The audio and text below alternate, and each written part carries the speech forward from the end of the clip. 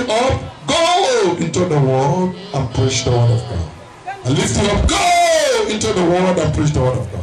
I lift you up, go into the word of God and tell them the truth of the word of God. You are covered in the blood of Jesus Christ.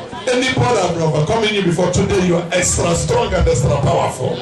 You will overcome such powers and overcome them and overcome them and overcome them and overcome them. In Jesus' mighty name we pray. You are covered in the blood of Jesus. It's well with you. Go and preach like no man. Preach according to the directive of the Holy Spirit. In Jesus' name we pray. Amen. God bless you.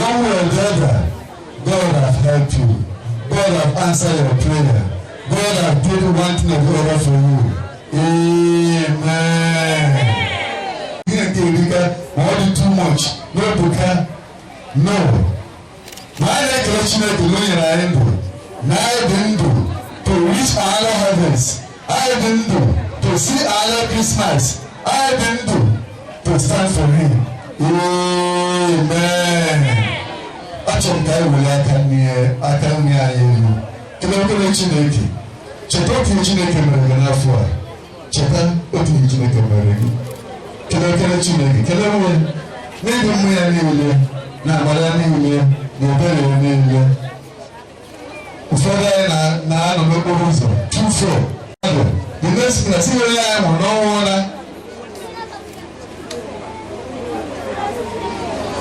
stray bullets ndị ọgọ nnome Chineke ekwe ka o ruo gị nso. Stray bullets ndị amị Chineke ekwe ka o ruo gị nso. Stray bullets ndị police Chineke ekwe ka o ruo gị nso. Kidnappers, armed robbers, dangers on the way, accidents, ọnwụ ike nwere eru nsogbu si everywhere. God preserve your life.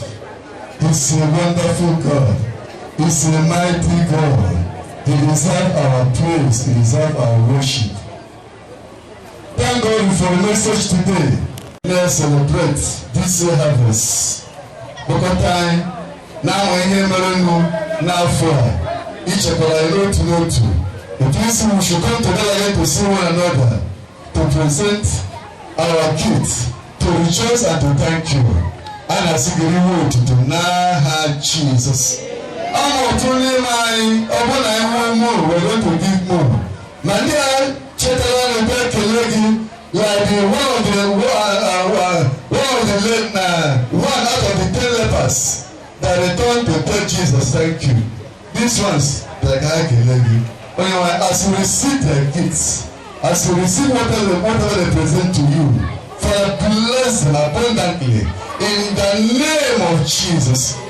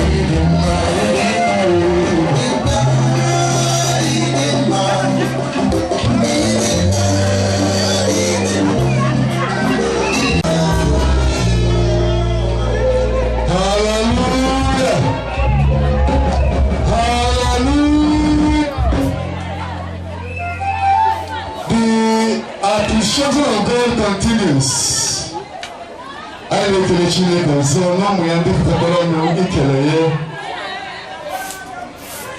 No Israel, my man I do cool.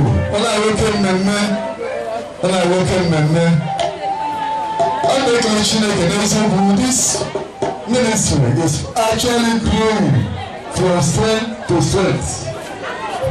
Hallelujah. Yes, you know what I didn't do. The every year, only one children will give us a kind of book. Here with a lot of young, it was an open tongue. It was him and a half of the hammer. He gave the ladies which they had Chipaha. I said, can you more so? When you are little, I will read the Jehovah. Can go to the book, Hannah, Jesus. Chineke ya na hisike ani obubu obu na ya ahụkwa afọ ọzọ ha ga-agba harvest afọ ọzọ onye nwanyị ha jiri bịa n'afọ ọzọ ha ga-eji kedikalịka wee bịa n'aha Jizọs onye nwanyị ga-ekpuchite ha n'aha Jizọs ihe ọjọọ a ga-abụ ha iwu Chineke kama ihe ha ga-ama akụkọ ọma ọ bụghị akụkọ ọjọọ. Thank you so much, Lord. We give you praise. And I say,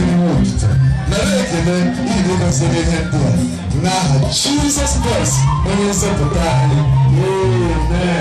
and amen.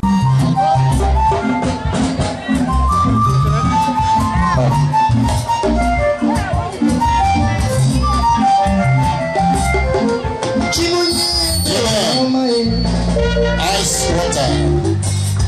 Hallelujah. I am the cup KKK anniversary ministry and over starter. Send our Chineke. Abu Mondian 191 Evangelist Justina Okunya, the ordained evangelist. Yaga Ebuwara Yachicha. Tuvo Ogibuwa Chicha. I did better than Chicha. The bride the Berina Chatata. Ika, I na watch Chicha. I na walking to an over star. Last time I got Gani Roda Chawan. I can talk I did where Banima 22. Ika over star. Even in the beer, Uzochireji. I na wapaya na way here. Nas ministry aga bihe nka wabere slan gosi we ba man gosi na Jesus Christ onye wan amen. Now you conclude a big declarations and call the king. Chukwe you kwala ni aya for the new afọ. Anyị na-atụkwa n'ifukwa afọ karịa ka n'ifugoro n'aha Jesus. Ya mere anyị ji afọ Jesus kachacha afọ niile n'aka otu keeki na n'ụbọchị tata. Na-ekwubi okwu. The divine temple of Wamisi Adnagani, the gate of flesh shall never prevail in the name of Jesus. Yabraya Kota Robert Tata, now fight in the name of Jesus Christ. Amen. Hallelujah. Hallelujah. And the man I should put on I'm so grateful unto God. I really appreciate every one of you who participated in this program in one or two places. God will bless you. I need Sanyo Tuku ya gozi onu Ochiti obi onu Deko ya no kwon ma video Owo no jire onu ejina in the name of Jesus. Each and I born a beginning of a celebration and thank you Lord in Jesus' name. The carry over by this and next year. To be a make a need. The promotion of my soul could not have Jesus. We don't have Jesus.